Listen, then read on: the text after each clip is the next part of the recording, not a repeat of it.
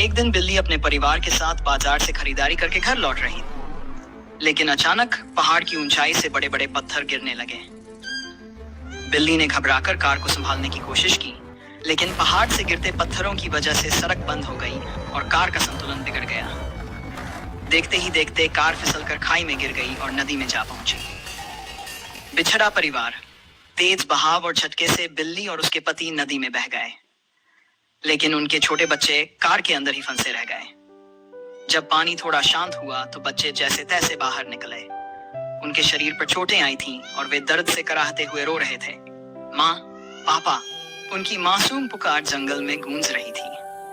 उसी समय पास के जंगल में रहने वाला एक दयालु खरगोश वहां से गुजर रहा था।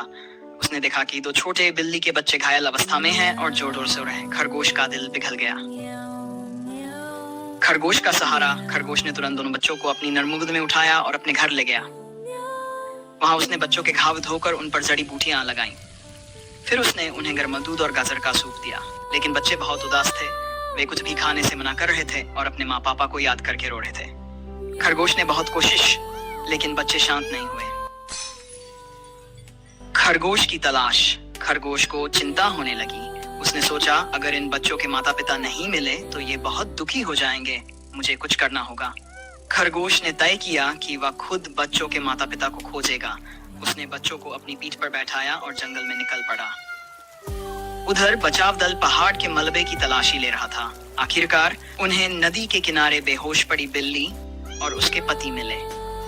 बचाव कर्मियों ने उन्हें अस्पताल पहुंचाया। कुछ दिनों बाद जब बिल्ली होश में आई तो उसने सबसे पहले यही पूछा, मेरे बच्चे कहाँ हैं? कुछ दिनों बाद जब बिल्ली अस्पताल से बाहर आई तो वह अपने बच्चों की तलाश में निकल पड़ी। उधर खरगोश और बच्चे भी जंगल में अपने माता पिता को ढूंढ रहे थे। अचानक एक मोड़ पर बिल्ली ने अपने बच्चों को देख लिया। माँ! बच्चों ने खुशी से चिल्लाते हुए दौड़ लगा दी। बिल्ली ने भी भागकर उन्हें अपनी बाहों में भर लिया। उसकी आंखों से आंसू बहने लगे।